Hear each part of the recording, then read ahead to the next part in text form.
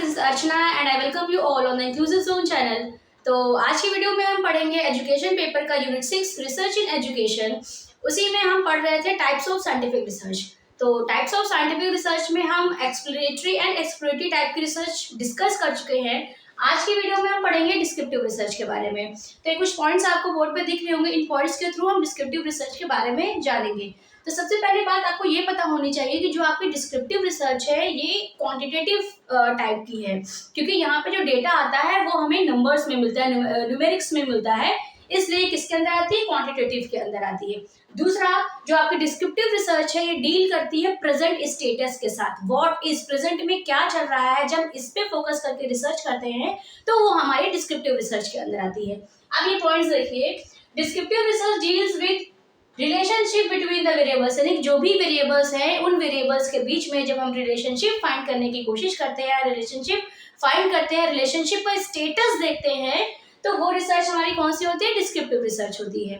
Then next point, और जो भी हम रिलेशनशिप फाइंड करेंगे वेरिएबल्स के बीच में, उनका प्रेजेंट स्टेटस चेक करेंगे, तो होता क्या है कि यहाँ पे हाइपोथेसिस टेस्टिंग की बात की जाती है ना। क्या करते हैं हम डिस्क्रिप्टिव रिसर्च में भी हाइपोथेसिस टेस्टिंग करते हैं, और हाइपोथेसिस टेस्टिंग करने के बाद हम वैलिड जनरलाइजेशंस पे पहुंचते हैं, यानी कि जो भी हमारे रिजल्ट्स, जो भी हमारे इंटरप्रिटेशंस, फाइंडिंग्स आती हैं, उन फाइंडिंग्स को हम वाइडर पॉपुलेशन पे क्या कर देते हैं, जनरलाइज कर देते हैं। देन है आपका researcher does not manipulate the variables, does not manipulate the variable. This point is very very important. ये पॉइंट आपके एग्जाम में पूछा जा चुका है कि जो डिस्क्रिप्टिव रिसर्च है, डिस्क्रिप्टिव रिसर्च में जो भी हमारे पास डेटा आता है उस डेटा का हम मैनिपुलेशन करते हैं कि नहीं करते हैं, ये क्वेश्चन पूछा जा चुका है आपके पेपर में। तो आपको ये याद रखना है कि जब भी हम डिस्क्रिप्टिव रिसर्च की बात करेंगे तो डिस्क्रिप्टिव रिसर्च में हम डेटा का मैनिपुलेशन नहीं करते हैं, डेटा जो भी हमारे पास आएगा उसमें फेरबदल हम नहीं करते हैं। देन है आपका involves events that already taken place and may related to the present condition, यानी कि जो भी इवेंट्स, जो भी इंसिडेंट्स हैं वो ऑलरेडी हो चुके हैं, जब उनके प्रेजेंट स्टेटस के बारे में, कि प्रेजेंट में उनकी स्टेटस क्या है, उनके बारे में हम जानने की कोशिश करते हैं, उसमें रिलेशनशिप फाइंड करने की कोशिश करते हैं, तब हम डिस्क्रिप्टिव रिसर्च की तरफ जाते हैं। देन है आपका इट लीड्स टू जनरलाइजेशंस। अभी मैंने बताया कि जो आपकी डिस्क्रिप्टिव रिसर्च है जनरलाइजेशन की तरफ बढ़ती है, जो जनरलाइजेशन होते हैं वो जो डेटा हमने कलेक्ट किया होता है, डेटा किस पे कलेक्ट करते हैं, जो सैंपल की रिजल्ट्स या फाइंडिंग्स आती है उन्हीं के बेसिस पे हम क्या कर देते हैं, वाइडर पॉपुलेशन पे अपने रिजल्ट्स को जनरलाइज कर देते हैं। देन है आपका more than just a collection of data, they involve measurement, classification, analysis, comparison and interpretation, यानी डेटा के कलेक्शन के अलावा यहाँ पे जो भी डेटा आएगा हम उसका मेजरमेंट करते हैं, क्लासिफिकेशन करते हैं, उसका एनालिसिस करते हैं, जनरलाइजेशन करते हैं। तो ये सारी चीजें हम डिस्क्रिप्टिव रिसर्च के अंदर करते हैं। तो डिस्क्रिप्टिव रिसर्च आपकी डील करती है प्रेजेंट स्टेटस के साथ, कि जो भी प्रेजेंट में चीजें चल रही हैं उसका जब हमें रिसर्च करना हो तब हम डिस्क्रिप्टिव की तरफ जाते हैं। देन है आपका डिस्क्रिप्टिव रिसर्च में कोई भी मैनिपुलेशन, डेटा में हम कभी भी मैनिपुलेशन नहीं करते हैं। और डेटा में हम मैनिपुलेशन क्यों नहीं करते, क्योंकि it deals with the present status. तो प्रेजेंट स्टेटस में जैसी चीजें आपको दिखाई दे रही, एक नेचुरलिस्टिक सेटिंग में जैसी चीजें आपको दिखाई दे रही, उसी सेटिंग में हम क्या करते हैं, अपने डेटा को कलेक्ट करते हैं, और यहाँ पे हम कोई भी मैनिपुलेशन नहीं करते हैं। Is it clear? तो आई होप आपको डिस्क्रिप्टिव रिसर्च का कॉन्सेप्ट समझ में आ गया होगा कि डिस्क्रिप्टिव रिसर्च हम क्या करते हैं और डिस्क्रिप्टिव रिसर्च है क्या। तो अब हम जानेंगे डिस्क्रिप्टिव रिसर्च की कुछ कैरेक्टरिस्टिक्स। अब हम बात करते हैं characteristics of descriptive research.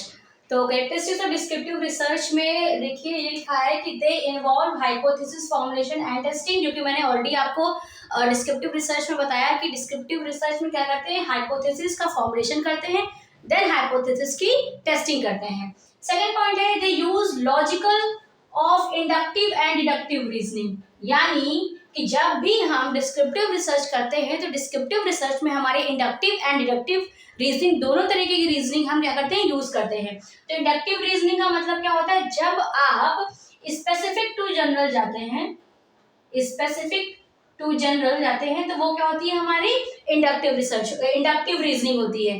Then जब आप जाते हैं जनरल टू स्पेसिफिक, तो वो आपकी क्या होती है, डिडक्टिव रीजनिंग होती है, जनरल टू स्पेसिफिक। तो ये आपको टर्म्स याद रखने हैं इंडक्टिव एंड डिडक्टिव में। इंडक्टिव एंड डिडक्टिव रीजनिंग की मैं डिटेल क्लास लूंगी आपको आपकी, तब आपको ये इजीली समझ में आ जाएगा कि इंडक्टिव एंड डिडक्टिव रीजनिंग क्या है। तो अभी आप ये याद रखिए कि इंडक्टिव रीजनिंग में हम स्पेसिफिक टू जनरल जाते हैं एंड डिडक्टिव रीजनिंग में हम जनरल टू स्पेसिफिक जाते हैं। तो जब हम बात करते हैं डिस्क्रिप्टिव रिसर्च की, तो डिस्क्रिप्टिव रिसर्च या डिस्क्रिप्टिव रिसर्च में हम इंडक्टिव एंड डिडक्टिव दोनों तरीके की रीजनिंग का इस्तेमाल करके हम क्या पहुंचते हैं, जनरलाइजेशन तक पहुंचते हैं। देन आपका पॉइंट है they employ methods of randomization. Methods of randomization का यहाँ ये मतलब है कि जो भी आप अपना सैंपल लोगे, है ना, पहले पॉपुलेशन से क्या निकालते हैं, सैंपल निकालते हैं। तो जब भी आप पॉपुलेशन से सैंपल लेंगे, सपोज सैंपल जब आप कलेक्ट करेंगे, तो जो भी आप सैंपल लेंगे उस सैंपल कलेक्शन में आपका रैंडमाइजेशन होना चाहिए। यानी रैंडमाइजेशन से आप यहाँ पे ये समझ लीजिए free from biased, free from biasness.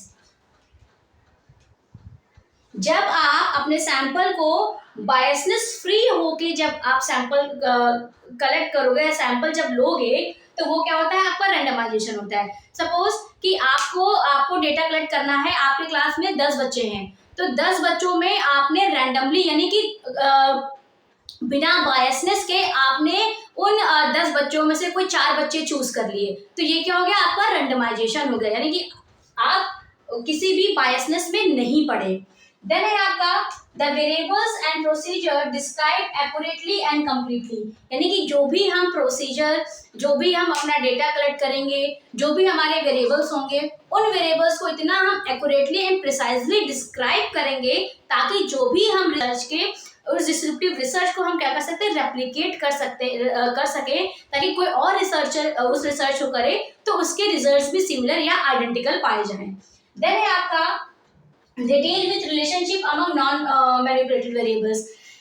Descriptive research में हम हमेशा क्या करेंगे, अब जो भी हमारे वेरिएबल्स होंगे यानी जो उसमें हम क्या करेंगे, यानी कि जो भी हमारा डेटा होगा या जो भी हमारे वेरिएबल्स होंगे उनमें हम क्या करते हैं, मैनिपुलेशन नहीं करते हैं, यानी उसमें हम फेरबदल नहीं करते हैं। तो ये है आपकी कुछ कैरेक्टरिस्टिक्स जो कि रिलेटेड है डिस्क्रिप्टिव रिसर्च से। मैं इसको समराइज कर देती हूँ।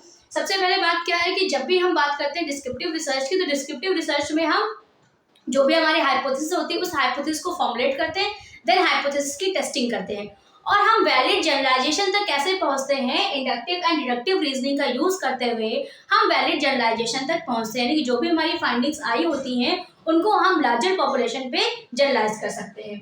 देन है आपका it employs methods of randomisation. हमेशा जब भी हम अपना सैंपल चूज करेंगे तो सैंपल चूज करते वक्त या लेते वक्त हमेशा हमें रैंडमाइजेशन का यूज करना चाहिए, क्योंकि जब भी हम रैंडमाइजेशन का यूज करेंगे तो जो एरर ऑफ चांसेस है ना, कि जो भी आपको सैंपल कलेक्ट करने में जो एरर्स होती हैं, जो गलतियां हमसे होती हैं, वो कम होती हैं।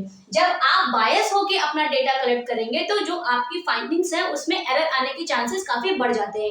इसीलिए हम कहते हैं रिसर्च के अंदर जब भी आप सैंपल चूज करें तब आपके सैंपल चूज करने में क्या होना चाहिए, रैंडमाइजेशन होना चाहिए। रैंडमाइजेशन का मतलब ही है फ्री फ्रॉम बायसनेस। जैसे मैंने एग्जांपल लिया कि आपकी क्लास में सपोज 40 या 50 बच्चे हैं, तो उन 40 या 50 बच्चों में आपको 10 या 20 बच्चों का सैंपल चाहिए, तो आप क्या करोगे, उन 50 बच्चों में से रैंडमली किसी भी बच्चे को क्या कर लोगे, चूज कर लोगे।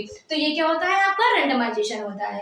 देन है आपका they deal with relationship among manipulated variables. यहाँ पे हम जो भी हमारे वेरिएबल्स होते हैं उन वेरिएबल्स में हम मैनिपुलेशन नहीं करते हैं। Is that clear? तो आपको समझ में आ गया होगा कि डिस्क्रिप्टिव रिसर्च की कैरेक्टरिस्टिक्स क्या है और डिस्क्रिप्टिव रिसर्च क्या है।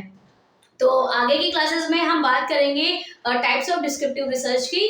तो तब तक के लिए थैंक यू एंड मिलते हैं नेक्स्ट क्लास में।